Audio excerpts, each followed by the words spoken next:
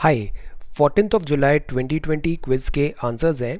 First question था quit India movement of 1942। इसमें थोड़ा वायलेंस हुआ था एंड महात्मा गांधी जी इसके लीडर नहीं थे। ये जो मूवमेंट था इसको बेसिकली हमने लीडरलेस मूवमेंट कहा है। So the right answer is not true पूछा है तो दिस इज रॉन्ग स्टेटमेंट, तो right answer is this B. Second question था अबाउट तिभागा पीजेंट मूवमेंट। ये जो बंगाल में मूवमेंट हुआ था यहाँ बात थी reduction of the share of the landlords from one half of the crop to one third. तिभागा वन हाफ से वन थर्ड करने की यहाँ पे रिडक्शन की बात थी लैंडलॉर्ड्स का। Then third is about quit India movement was launched in response to. So ये इसका इमीडिएट ट्रिगर था that was this Cripps proposal. ये क्रिप्स प्रपोजल एक्सेप्टेबल नहीं थे इंडिया को और इसलिए हमने फिर क्विट इंडिया मूवमेंट इनिशिएट किया था। देन कॉमन फैक्टर जो था tribal insurrection in India in the 19th century. उस टाइम पे जो ट्राइबल कम्युनिटी होती थी उनका एक सेट अपना ऑर्डर होता था, एक economic lifestyle, everything. Because of these Britishers वो इनकी जो लाइफस्टाइल थी वो डिस्टर्ब हो गई, इकोनॉमिक ऑर्डर डिस्टर्ब हो गया। So complete disruption of old agrarian order of the tribal community is the right answer. Answer is D. Then people of India agitated against the arrival of Simon Commission. ये Simon Commission 10 साल बाद आना था but इसको जल्दी लेके आ गए थे Britishers.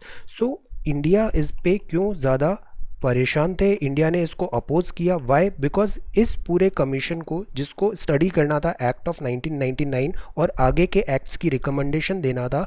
So they were deciding on India's future but there was no Indian member in the Simon Commission और इसीलिए इन्होंने फिर गो बैक साइमन ऐसे करके इंडिया ने ये एजिटेशन किया था। Today is 15th of July 2020. Today we are going to talk about all these important topics. ये वेबसाइट है। Right now you are here in YouTube videos. If you go to Instagram, so you can get all these notes in picture format and this is a very good way to for quick revision Instapics.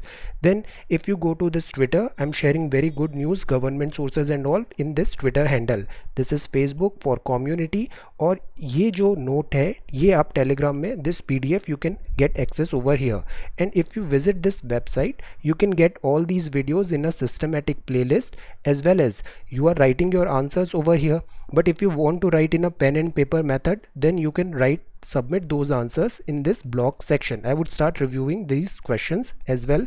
So this is srajanindia.net. आज हम thought of the day देखेंगे।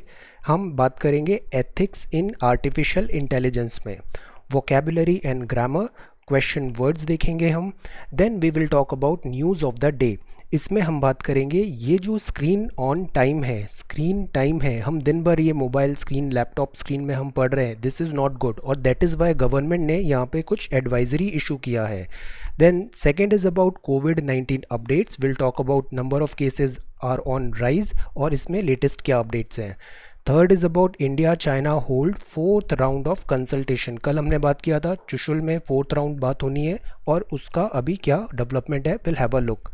Then fourth is about search for century. ये है king tiger और tiger भी अभी बाढ़ से परेशान है, सर्च फॉर सेंचुरी और इसमें ह्यूमन बहुत ज़्यादा रिस्पॉन्सिबल है। हम बात करेंगे इको सेंसिटिव जोन्स का। Abide by army mandate on social media. Army ने गाइडलाइंस इशू किया है कि जो आर्म्ड ऑफिसर्स एंड ऑल है उनको सोशल नेटवर्किंग प्लेटफॉर्म जैसे फेसबुक और इंस्टाग्राम में अकाउंट नहीं रखना है और उस पर रिलेटेड हम बात करेंगे fundamental rights to armed force personnels. EU India to meet on resuming FTA negotiation. European Union और चाइना का हमने अभी आर्टिकल देखा था यस्टरडे। देन अब यूरोपियन यूनियन के लिए बहुत अच्छी अपॉर्चुनिटी है इंडिया और EU के लिए, दिस ट्रेड के लिए there is lot of things happening, so will have a look. Then seventh is about US rejects Beijing's claim in South China Sea. This is again a follow up news. 8 of July को हमने ये बात किया था South China Sea. Then US ने Mike Pompeo के statements.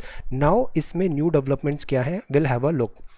Then Britain bans Huawei from future role in 5G network. China making deep inroads into Iran. Wipro sanitizers act against unsolicited communication. Then हम wholesale price index भी बात करेंगे। आज का जो editorial है that is really good. This is about this lost opportunity. कल हमने चाबहार पोर्ट देखा था, इसमें इंडियन रेलवेज इरकॉन जो था उसको जो ये डेवलप करना था from this Chabahar to this Zahedan railway, उसमें ड्रॉप कर दिया गया था। और चाइना और ईरान के बीच में टाइज इंक्रीज़ हो रहे हैं। इस पूरे पे ये बहुत अच्छी कमेंट्री दिया है India China in this Iran और ये चाबहार पोर्ट, और इंडिया का अभी आगे क्या आउटलुक होना चाहिए इस पूरे मैटर में। Then this is field on track cricket returns, और यहाँ है the stand off and China's India policy dilemma. आज हम बात करेंगे कि हम इंडियन स्ट्रैटेजिस्ट को सुनते आए, आज हम देखते हैं चाइना का स्ट्रैटेजिस्ट हैं वो क्या सोचते हैं इंडिया के बारे में और वो कैसे पॉलिसी फॉर्मुलेशन करते हैं। Very very good article. Infographics and concepts में we will talk about this formula capitalism का, सोशलिज्म का एंड दिस कम्युनिज्म का। ये तीन थ्योरी अक्सर न्यूज़ में रहती है, कैपिटलिज्म, सोशलिज्म और ये है communism. Will have a talk. Quiz में we will talk about geography, geography से related will solve certain questions, these are very important questions. So today we are going to talk about all these articles in next 40 to 45 minutes. Let us begin our discussions. Thought of the day है आज, the past can hurt but the way I see it you can either run away from it और learn from it. Past is in past. अब इससे दो lessons हो सकते हैं, या तो आप उसको बार बार देखते रहो, या दूसरा लेसन है कि वहाँ से आप लेसन सीखो and move on. Run from it और learn from it. Okay, this is a very very good thought. इधर रन फ्रॉम इट और लर्न फ्रॉम इट, तो हमें क्या करना है, learn from it. Okay, now ये है what do we mean by ethics in artificial intelligence. AI is on rise, हर इंपॉर्टेंट आप एप्स देखो, popular apps and everything, data mining, machine learning, artificial intelligence. Artificial intelligence का मतलब है जो machines होती हैं ना, ये ह्यूमन बींग्स की तरह इंटेलिजेंट डिसीजंस लेने लग गई हैं, तो उसको बोलते हैं artificial intelligence. AI is a again double edged sword, तो दैट इज़ वाई इसमें एथिक्स होना बहुत ज़रूरी है।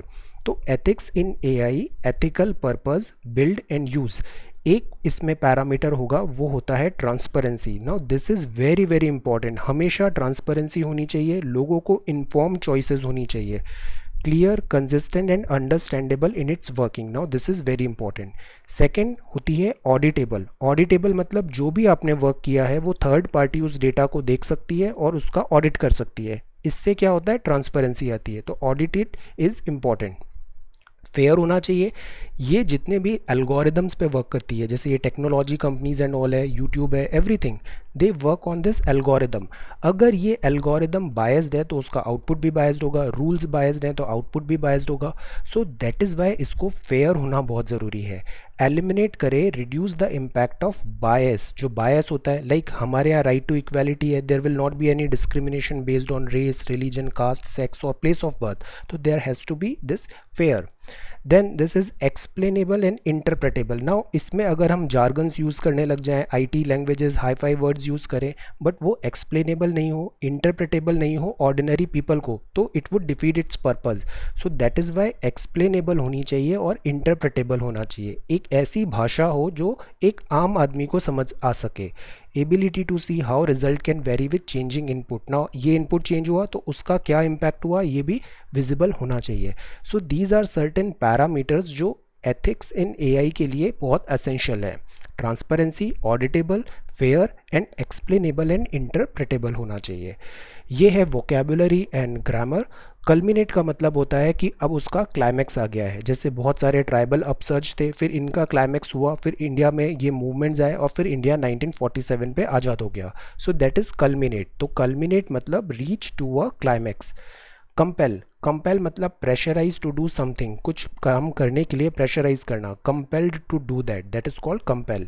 ब्रेविटी, ब्रेविटी का मतलब होता है कि बहुत ब्रीफ है, टर्स है। जो आप आंसर्स लिखते हो ना, उसमें ब्रेविटी होना बहुत ज़रूरी है। सागर, गागर में सागर, ब्रेविटी। देन एंड्योर, एंड्योर का मतलब होता है टू विदस्टैंड करना, होल्ड आउट करना, endurance, endure, this is a very good trait. Pinnacle, pinnacle मतलब ये सबमिट होता है, हाईएस्ट, पीक पे पहुंच रहे हो, that is called highest level, pinnacle of answer writing, highest level. Then promulgate, promulgate मतलब होता है टू पुट इनटू लॉ। हमारे यहाँ प्रेसिडेंट के पास, प्रेसिडेंट साहब के पास प्रोमलगेशन पावर है और गवर्नर साहब के पास भी है। इन दोनों के आर्टिकल्स बताइए प्रोमलगेट के। देन टैक्टफुल, टैक्टफुल का मतलब होता है skilled at dealing with people. Tactful होना भी बहुत ज़रूरी है, specially if you are going for this public service, tactful. Then vow, vow मतलब टू प्रॉमिस, प्रॉमिस किया है कि हम ये काम करेंगे, रोज आंसर लिखेंगे, that is a vow, so that is a promise. Now ये क्वेश्चन वर्ड्स है, ये भी समझना ज़रूरी है कि कहाँ हु है, वेयर है, व्हेन है, वाई, व्हाट, विच और हाउ। इसके कुछ एडवांस्ड वर्ड्स भी होते हैं जैसे discuss, explain, elaborate, elucidate, note etcetera. I will also discuss that too. तो यहाँ पहले हम बात करते हैं बेसिक्स की। So this is about who का मतलब होता है कि आप पर्सन पे पूछ रहे हो, WHO एज अ पर्सन, और यहीं अगर एम लग जाता ना तो ये पर्सन हो जाता ऑब्जेक्ट, तो वो हो जाता हुम। तो this is who is who was at the party, who is your best friend, so this is who. Where का मतलब होता है जब अपन कोई पोजीशन पूछ रहे हैं, जगह का नाम पूछ रहे हैं, दैट इज कॉल्ड वेयर। तो where do you live, where do you go, so this is where. When मतलब होता है जब अपन टाइम पूछ रहे हैं, कोई ओकेजन का नाम है या मोमेंट का नाम है, when is your birthday, when did you get up, when ये क्विट इंडिया मूवमेंट हुआ था, सो दिस इज व्हेन।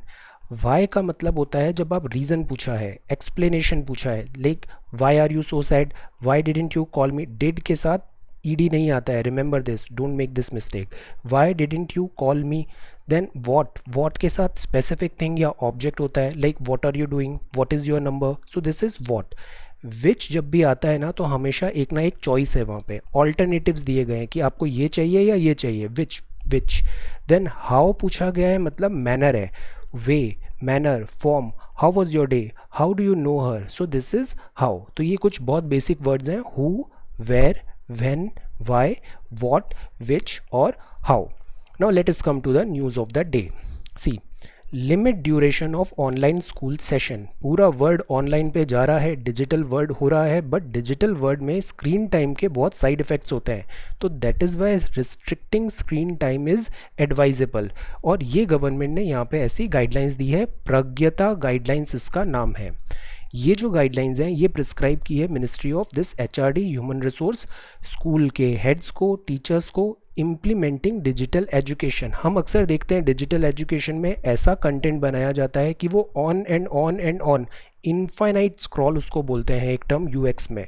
तो इससे क्या होता है कि ऐसा कंटेंट बनाओ कि आप बिंज हो जाओ उसमें, आप you are watching it again and continuously doing that. इसके साइड इफ़ेक्ट्स होते हैं बहुत ज़्यादा, साइकोलॉजिकली, इमोशनली, हेल्थ में, this is not at all good. तो स्टूडेंट्स जो होते हैं, स्पेशली ये ग्रोइंग एज है, इनको राइट रॉन्ग इतना पता नहीं होता है, तो प्री प्राइमरी जो स्टूडेंट्स हैं इनको 30 मिनट से ज़्यादा हमें स्पेंड नहीं देना है, हमें ऐसा करिकुलम डिज़ाइन करना है। उनकी हैबिट नहीं होनी चाहिए कि वो दिन भर बस ये tablet, slides and online videos देख रहे हैं। इसके लिए हम NCERT की गाइडलाइंस देखें, this is why we are following these NCERT books, they are so beautiful. इसका जो लैंग्वेज है ना, आप इसकी लैंग्वेज पढ़ना, इतना मैच्योर कंटेंट लिखते हैं वो NCERT की बुक्स में और स्कूल लेवल पे, दे आर रियली गुड। तो एकेडमिक कैलेंडर ऑफ NCERT यहाँ हमें फॉलो करना है। देन 2 से ज़्यादा सेशंस नहीं होने चाहिए, इंस्टेंट मैसेजिंग होना चाहिए। देन एक और बहुत इंपॉर्टेंट चीज़ है, वो है साइबर बुलिंग। साइबर बुलिंग मतलब अननेसेसरी कमेंट्स हैं, ट्रोल हो रहा है, हेटफुल चीज़ लिखी जा रही है, दिस इज़ नॉट राइट, इसके बहुत ज़्यादा रिपरकशंस होते हैं। तो हमें साइबर बुलिंग ना तो करनी है ना करने देनी है। Cyber bullying it is our responsibility कि हम साइबर बुलिंग नहीं होने देंगे। सो साइबर बुलिंग भी अवॉइड होना चाहिए। अब ये जो चिल्ड्रन होते हैं ना, ये एक्सपोज होते हैं डिजिटल टेक्नोलॉजी में, गैजेट्स में। आजकल देखो छोटे छोटे बच्चे, they are spending so much time with their gadgets for a longer time, और इससे सीवियर हेल्थ इश्यूज होते हैं। प्रज्ञता गाइडलाइन है, ये फैक्टर इन करना है unequal access to technology. Now this is also one thing, ये जो टेक्नोलॉजी है इसका एक्सेस भी इक्वल नहीं है। कई जगह अभी इंटरनेट कनेक्शन नहीं है, 4G नहीं है, ब्रॉडबैंड नहीं है, तो वो बच्चे तो फिर डिसएडवांटेज में हो गए। तो we need to ensure this digital gap को फिल करना है। 25 करोड़ स्टूडेंट्स के पास अभी स्कूल नहीं है बिकॉज ऑफ लॉकडाउन। ये जो स्टूडेंट्स हैं ये लाइवलीहुड में रहते हैं, ये डिफरेंट कैटेगरी में हम इन्हें दे सकते हैं। जैसे कि किसी के पास कंप्यूटर नहीं है, किसी के पास स्मार्टफोन नहीं है, उसको पढ़ने में दिक्कत हो रही है, स्मार्टफोन बट इंटरनेट एक्सेस नहीं है, टीवी नहीं है, केबल नहीं है, DTH नहीं है, रेडियो सेट नहीं है, FM रेडियो नहीं है, कम्युनिकेशन डिवाइसेस नहीं है। These are real thing, real world challenges हैं ये। तो ये अभी है, डिजिटल डिवाइड है इंडिया में। तो हम पॉलिसी फॉर्मुलेशन करते हैं तो हमें इन सब चीज़ों को भी ध्यान रखना चाहिए। Inclusivity is very very important. तो हमें एक सर्वे भी एडवाइस करता है कि the goal is not to try and recreate face to face classroom. जो ऑफलाइन क्लासेस होती है ना, ट्रस्ट में उसका कोई सब्सटीट्यूट नहीं है online class. Face to face classroom को सब्सटीट्यूट नहीं करना है ओवर द इंटरनेट। और यही बात दिल्ली यूनिवर्सिटी एंड ऑल जो प्रोफेसर्स हैं, सीजनल प्रोफेसर्स हैं, एक्सपीरियंस्ड पीपल हैं इस एजुकेशन डोमेन के, they are also suggesting the same thing कि online is good but offline का सब्सटीट्यूट नहीं बना रहा है हमें ऑनलाइन को। So we need to go for this. और ये एक इनफाइनाइट स्क्रॉल एक टर्म होता है, if you get time, if you have interest in these things तो हैव अ लुक। ये इनफाइनाइट स्क्रॉल क्या है, यूएक्स में ये डिज़ाइन जो बनाया था इन्होंने, हैव अ लुक। और इसके क्या नेगेटिव फॉलोआउट्स हैं इनफाइनाइट स्क्रॉल के। मीनवाइल हमारा मेन क्वेश्चन है screen time, how much is too much, कितना ज़्यादा is too much, impact on mental, physical, emotional health क्या होता है। इसमें आप गवर्नमेंट गाइडलाइंस देख सकते हैं। यूट्यूब ने स्क्रीन टाइम अलर्ट लगा रखा है, आप बहुत ज़्यादा यूट्यूब कर रहे हो तो वो आपको वार्निंग मैसेज, अलर्ट मैसेजेस आते हैं। रिसर्च पेपर्स पब्लिश हुए हैं जो बता रहे हैं कि ये screen time is not good. See अब ये जैसे वीडियोस भी हम देखते हैं ना, बहुत ज़्यादा internet is not good, I am telling you. इतने ज़्यादा digital education, there has to be a balance, एक बैलेंस होना चाहिए और उसमें revision and quality is very very important. So try to think on this question, okay, prepare a short note. Then ये है कोविड-19 updates, data is now being collected, medical complications है, बहुत अच्छी रिकवरी रेट है हमारी, that is a good thing. But जो recover हो गए हैं वहाँ पे भी मेडिकल कॉम्प्लिकेशंस आ रही हैं। कोविड-19 induced diabetes, impaired lung, heart issues, liver, brain functions, fatigue है, डिस्पेनिया है, long time to fully recover लग रहा है। So that is why prevention is better than cure. Recover हो जाएंगे, that is good thing, but ये covid होने ही नहीं देना है। Vaccination trials are going on. 60% जो वैक्सीनेशन है सप्लाइड जो वर्ल्ड में होती है, ये ICMR ने अभी डिक्लेयर किया था। 60% जो वैक्सीनेशन वर्ल्ड की है, मेडिसिन है, उनके जो रूट्स है ना वो इंडिया में है।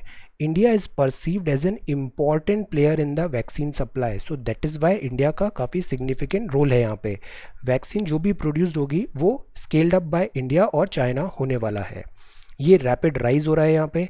Health workers PPE suit, this number of cases are on rise. See 8 से 9 लाख होने में केवल 3 हफ्ते लगे, 3 हफ्ते में ये केसेस डबल हो गए। दिल्ली में सेकेंड प्लाज्मा बैंक आ रहा है, केरला में बिग सर्ज हो रहा है कोविड-19 का।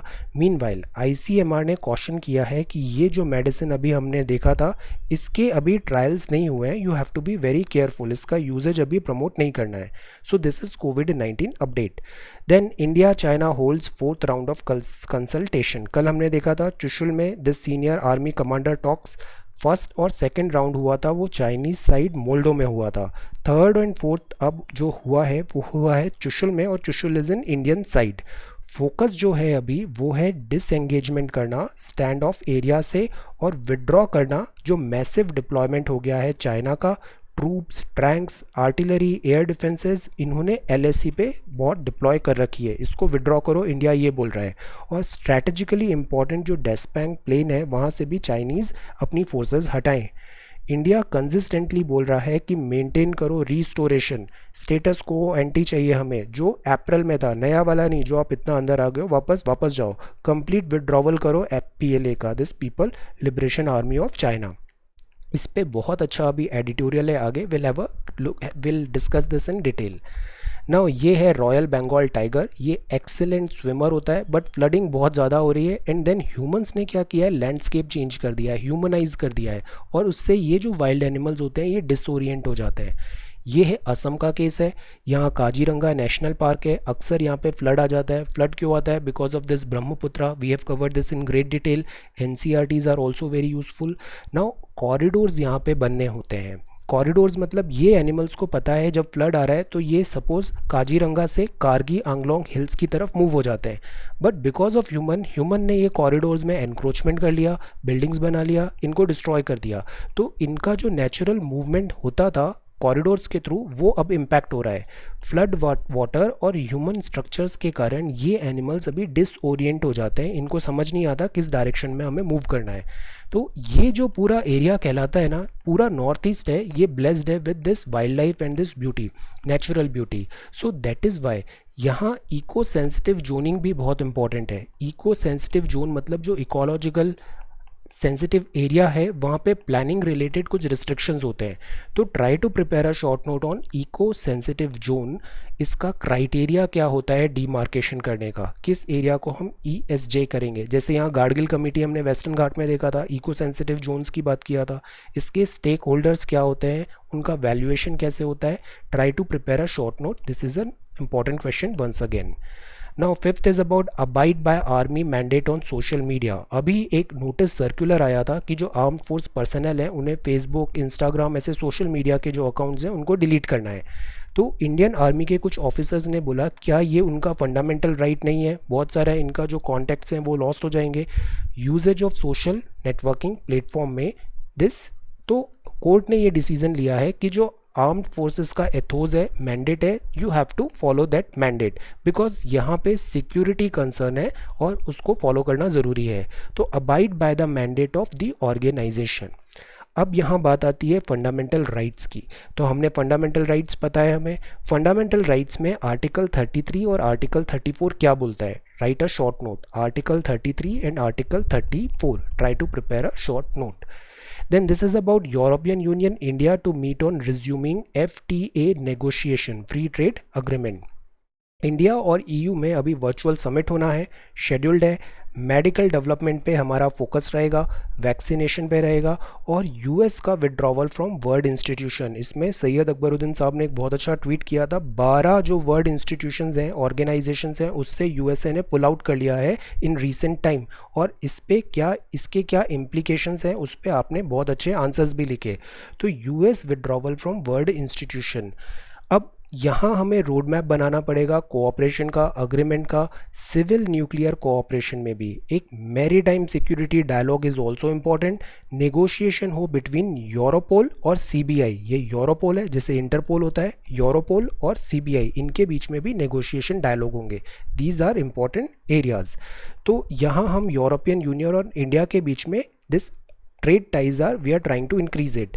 एक है BTIA, इसका मतलब है bilateral trade and investment agreement, और EU इंडिया FTA, इसमें हम नेगोशिएशंस की बात कर रहे हैं। यूरोपियन यूनियन को जो कंसर्न्स होते हैं वो ये होते हैं कि इंडिया बहुत ज़्यादा प्रोटेक्शनिस्ट मेजर रखता है अपने इंटरनल इश्यूज़ पे, इंटरनल दिस फार्मर्स के लिए एंड ऑल। इससे डिस्प्यूट मैकेनिज्म पे भी इश्यूज होते हैं और उस पे यूरोपियन यूनियन के कंसर्न्स हैं, they want to address this issue. India meanwhile United Nation Security Council की अभी सीट मिलने वाली है इंडिया को नेक्स्ट।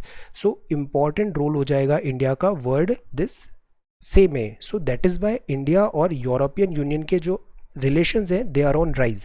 इसका एक और फैक्टर है, अभी कपल ऑफ डेज बैक हमने देखा था यूरोपियन यूनियन और चाइना का जो प्लान था, ड्रीम था, वो क्रैश हो रहा है बिकॉज दोनों के आइडियोलॉजी डिफरेंट हो रही है, डिफरेंसेस बढ़ रहे हैं। और इसमें European union now is looking towards this India, और अगेन इंडिया के लिए ये एक अपॉर्चुनिटी हो सकती है। Then seventh is about US rejects Beijing's claim in South China Sea. Now this is again a very important article. That is why हम इसको डिटेल में देखते हैं। 8th of July को हमने ये बहुत अच्छे से डिस्कस किया था। Have a look 8th of July, this rattling more isolation. China का जो स्ट्रैटेजी है उससे ये आइसोलेशन पे बढ़ता जा रहा है। ये साउथ चाइना सी है, we talked about this, Scarborough, Paracel और ये स्पार्टली आइलैंड। और ये चाइना पूरा एरिया क्लेम करता है कि ये हमारा है 9 डैश लाइन, और इससे मलेशिया, ब्रूनाई, फिलीपींस, वियतनाम, इनको ऑब्जेक्शन होता है। ये बहुत इंपॉर्टेंट टॉपिक है, have a look. 8th of July को ये शेयर किया था, हैव अ लुक। इसमें बहुत अच्छे इनपुट्स हैं, काफ़ी अच्छे से ये पूरा टॉपिक कवर है। अब इसमें डेवलपमेंट क्या हुआ कि we are making clear, Mike Pompeo ने फिर से स्टेटमेंट दिया है कि जो बीजिंग का क्लेम है ऑफशोर रिसोर्सेज में, ऑनशोर ऑफशोर, ऑफशोर रिसोर्सेज में साउथ चाइना सी पे, ये अनलॉफुल है। बीजिंग अंक्लॉज को भी नहीं मानता है और ये कैंपेन ऑफ बुलिंग है, और we hate bullying, bullying is not good. तो bullying to control them, China is trying to bullying these all nations. The world will not allow Beijing to treat the South China Sea as its maritime empire. यहाँ valuable oil है, gas के deposits हैं और ये vital waterway है। That is Y पूरे world का यहाँ पे काफ़ी अटेंशन है। वर्ल्ड कॉमर्स के लिए ये एरिया बहुत इंपॉर्टेंट है। 9 डैश लाइन जो है ये वेग डिलीनिएशन है, प्रॉपरली डीमार्केटेड नहीं है, तो ये सब अपने क्लेम्स वहाँ पे करते हैं। बीजिंग का जो सदर्न मोस्ट क्लेम है मलेशिया में, ये एडमिनिस्टर है जेम्स शोल। अगेन यहाँ पे जेम्स शोल है, उसमें भी बीजिंग अपना क्लेम कर रहा है। अभी तक ये जो था वो एडमिनिस्टर कर रहा था मलेशिया, बट नाउ बीजिंग यहाँ पे अपना क्लेम कर रहा है। ये प्रेशर है on China over its incarceration of more than 1 million Uyghur. Now Xinjiang province में यहाँ पे इनके ऐसे कैंप लगा रहे हैं, आइसोलेशन कैंप, एजुकेशन कैंप जिसे बीजिंग बोलता है इन युगुर्स के। अगेन ये ह्यूमन राइट्स का ग्रॉस वायलेशन है। तो यूएस ऐसे करके यहाँ पे प्रेशराइज कर रहा है, प्रेशर डाल रहा है कि बीजिंग जो है इसकी यहाँ पे बुलिंग को स्टॉप करे। द पॉइंट इज ये जो पूरा एरिया है ये वैल्यूएबल ऑयल है और गैस के डिपॉजिट्स हैं और वाइटल वाटर वे है। So all the nations wants to make their presence felt in this area. This is the root thing. ये काफ़ी अच्छा आर्टिकल था, have a look. 8th of July. Now this is 8th. Britain bans Huawei from future role in 5G network. ये जो Huawei है ना, इसमें भी हमने चाइना की एक पॉलिसी डिस्कस किया था कि जो चाइना की जो कंपनीज होती है और उनका अग्रीमेंट होता है चाइनीज़ गवर्नमेंट के साथ। सो दैट इज़ वाई जैसे इसमें अगर गवर्नमेंट बैक्ड होती है तो ये स्ट्रैटेजिकली एक बहुत बड़ा थ्रेट हो जाती है सोवरेनिटी ऑफ अदर कंट्रीज़ में। तो हुआवे को दैट इज़ वाई बैन किया था यूएसए में। नाउ यूएसए के प्रेशर में इसको ब्रिटेन में भी बैन कर रहे हैं 5G नेटवर्क के लिए। रिलेशंस टफ सिग्नल्स बता रहा है ब्रिटेन और दिस हांगकांग पे अभी दोनों में डिस्प्यूट्स हुआ, ब्रिटेन और चाइना में। Now these tensions are on rise. No new purchase की बात है। China making deep inroads into Iran. Now this is again we are going to talk in editorial. Iran और चाइना की काफ़ी friendship बन रही है। Wipro and IT companies meanwhile they are doing well, focus on profitability है और growth है। Sanitizers जो है इनको अभी एसेंशियल कमोडिटी एक्ट के थ्रू ईसी बना दिया गया था, एसेंशियल कमोडिटी। अब एक मुद्दा उठा कि एसेंशियल कमोडिटी है तो इनको जीएसटी में रिलैक्सेशन मिलना चाहिए। कोर्ट ने बोला नहीं, ऐसा नहीं होगा, एसेंशियल कमोडिटी है बट फिर भी आपको 18% जीएसटी इस पर पे करना होगा। एक्ट अगेंस्ट अनसॉलिसिटेड कम्युनिकेशन, कई बार ये टेलीमार्केटिंग के अननेसेसरी फ़ोन कॉल्स आते हैं, एसएमएस आते हैं। सो दिस इज़ नॉट राइट। ये जो कमर्शियल्स हैं, एड्स हैं, टेलीमार्केटिंग है, राइट टू प्राइवेसी होता है।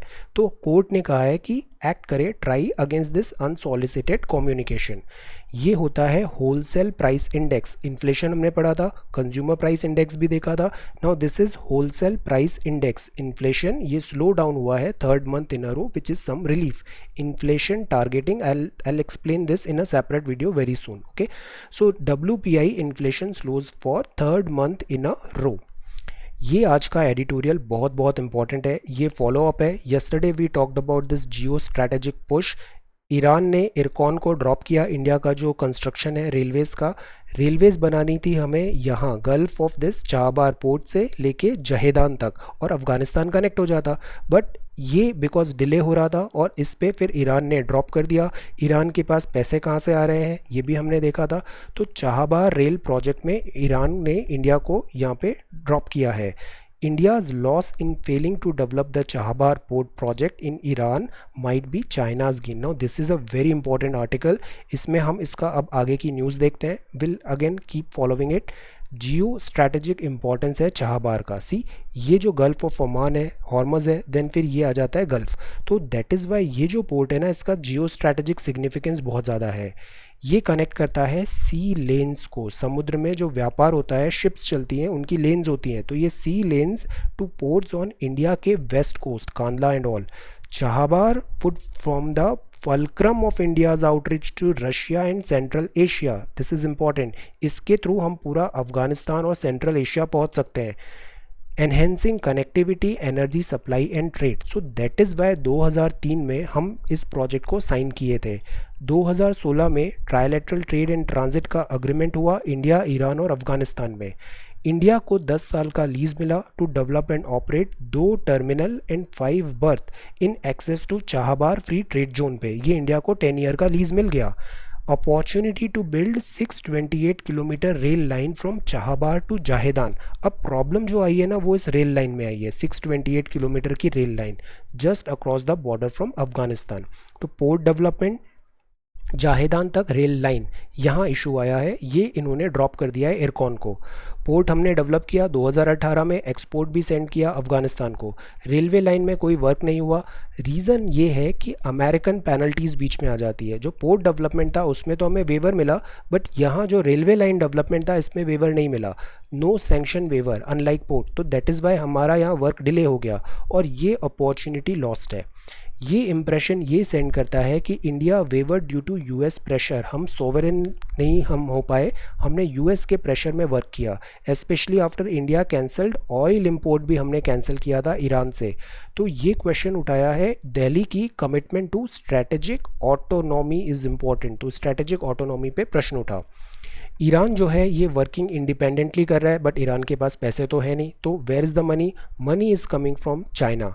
चाइना जो है वो 25 ईयर्स का अभी $400 billion, this is huge sum, strategic partnership कर रहा है इंफ्रा, कनेक्टिविटी और एनर्जी में। नाउ ये दोनों हैंड एंड ग्लव रिलेशन बनता जा रहा है इनका। कैसे? In a world where connectivity, new currency जो है वो है कनेक्टिविटी की, और यहाँ पे इंडिया का जो लॉस हुआ है वो चाइना का गेन है। अब हैंड एंड ग्लव रिलेशन कैसे बन रहा है कि चाइना को मिलेगा ऑयल, ईरान का ऑयल, और चाइना के रिलेशंस वैसे ही यूएसए के साथ नॉट गुड, तो चाइना केयर नहीं करता है यूएसए की सैंक्शंस को, तो ईरान ऑयल चाइना को मिलेगा और ईरान को चाइना का पैसा मिल जाएगा। तो it is a long term strategic partnership, ये स्टेटमेंट दिया है ऑफिशियल्स ऑफ दिस ईरान ने कि ये long term strategic partnership agreement है एनर्जी, इकोनॉमिक, लॉजिस्टिकल और मिलिट्री एस्पेक्ट का।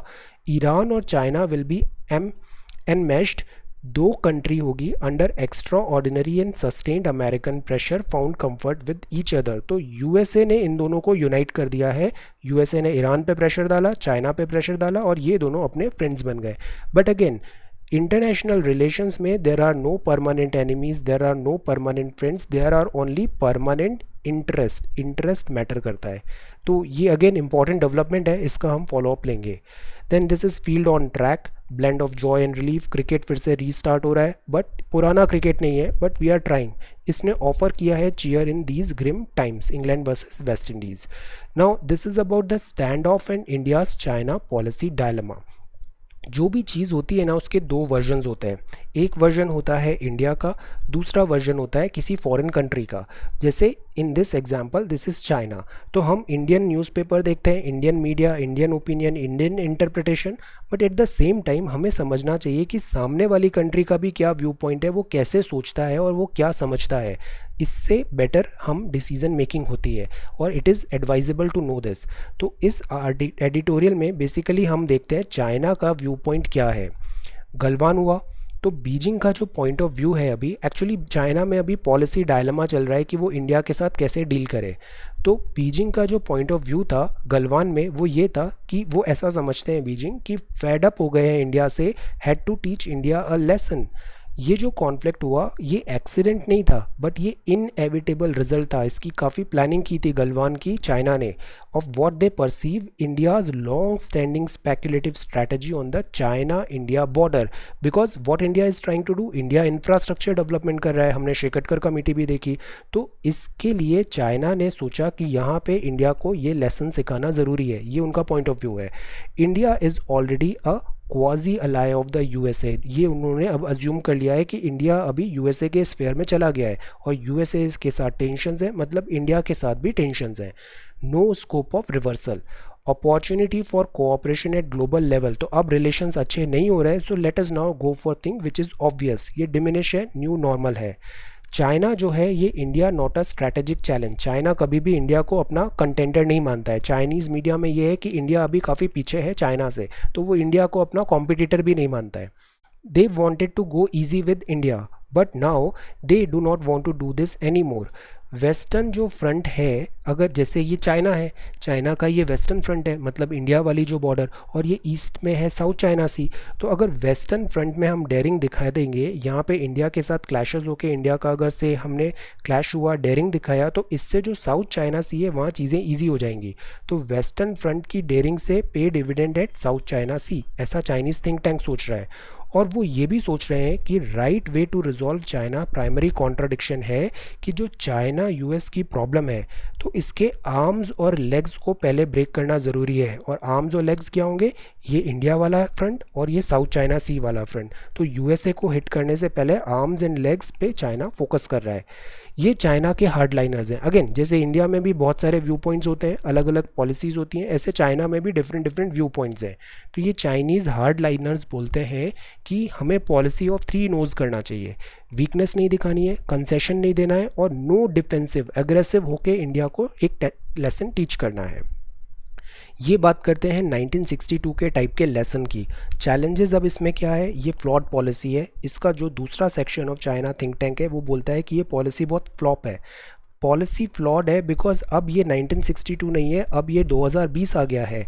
एंडलेस ट्रबल टू चाइना हो जाएगा और इंडिया भी अब 2020 में एक फॉर्मिडेबल ओपोनेंट बन गया है।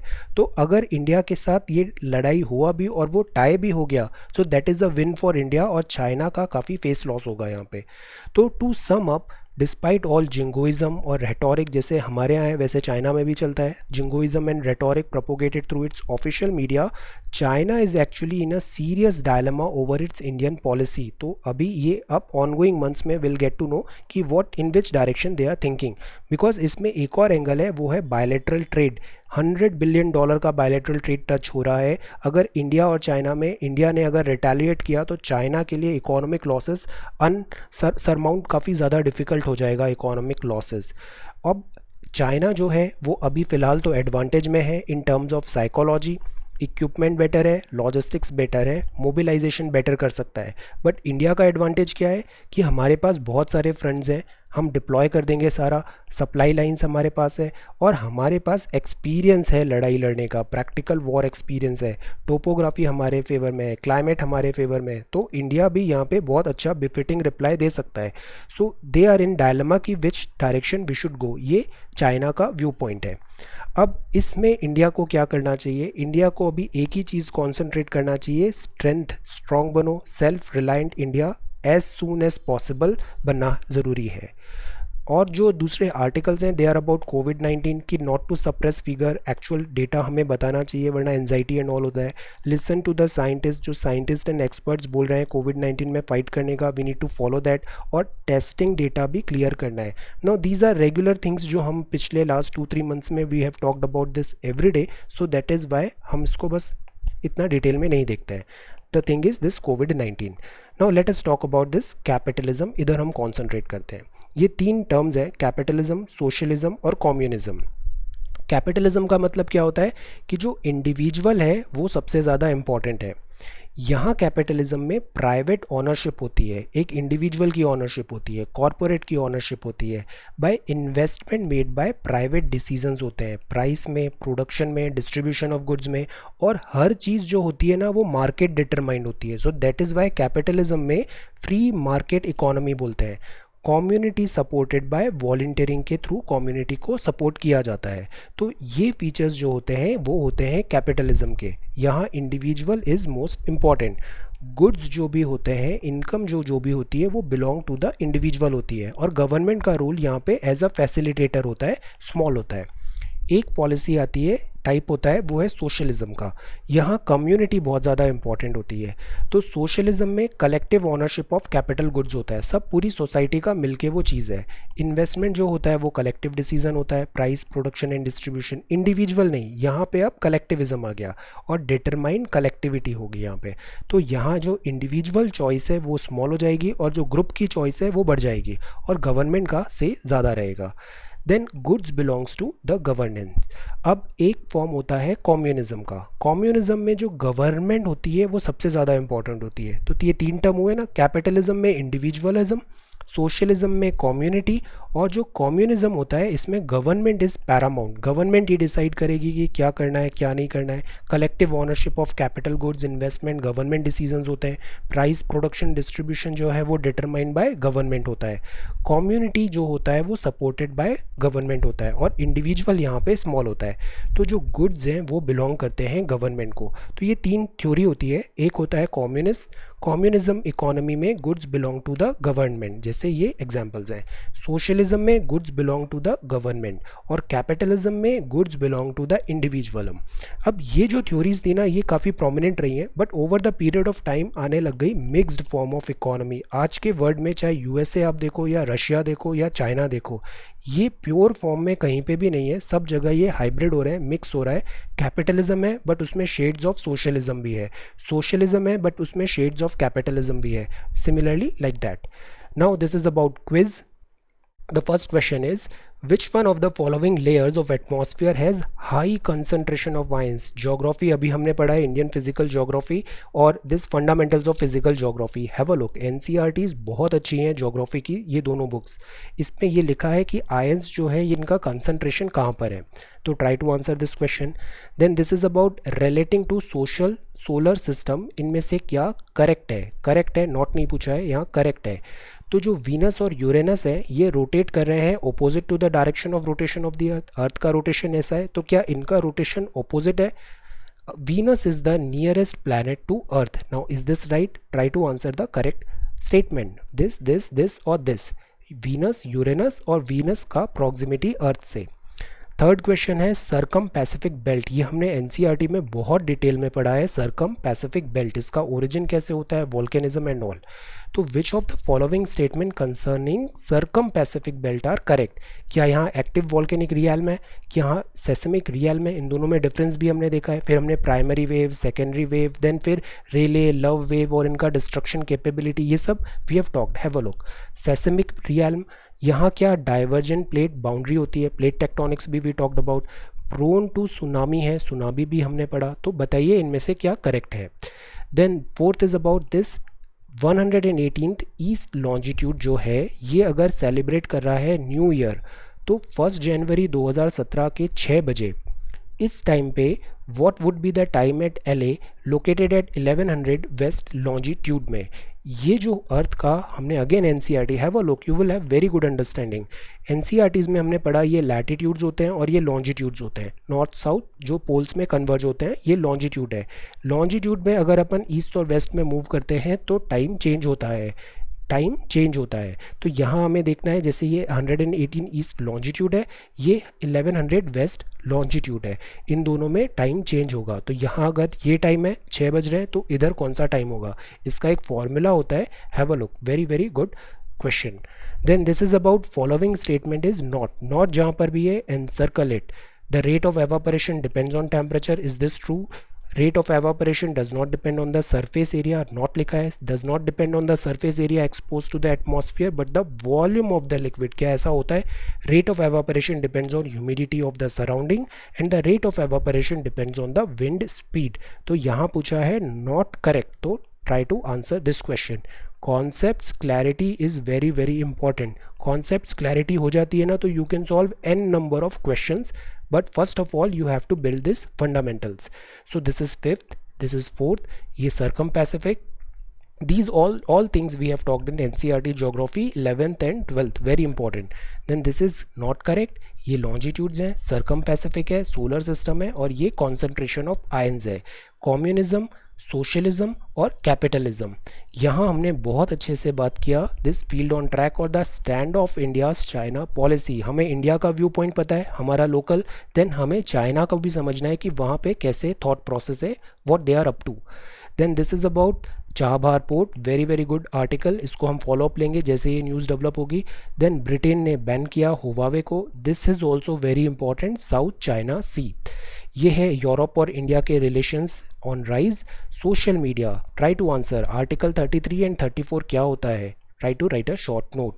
इको सेंसिटिव जोन्स भी बहुत इंपॉर्टेंट है. क्राइटेरिया होना चाहिए डीमार्केशन, स्टेक होल्डर वैल्यूएशन और शॉर्ट नोट. अदरवाइज क्या होता है, ये वाइल्ड लाइफ बहुत ज़्यादा सफ़र करती है अगर हम इको सेंसिटिव जोन्स को डिस्टर्ब करते हैं तो. Then India China hold 4th round of consultation. Then this is कोविड-19 अपडेट. ये again very important. Screen time, how much is too much, impact on mental, physical, emotional health, government guidelines, क्यों ज़रूरी है कि हम बहुत ज़्यादा स्क्रीन टाइम नहीं रखें. देन आप इस वर्ड को भी देखना, if you get time, infinite scroll, आपको समझ में आएगा कि ये चीज़ें कैसे वर्क करती है. Then this is news of the day. ये क्वेश्चंस आज बेसिक क्वेश्चंस के वर्ड देखे हमने, who, where, when, why, what, which and how. This is vocabulary. और एआई में भी एथिक्स होना बहुत ज़रूरी है. Transparent, auditable, fair and explainable, interpretable. Now this is very very important.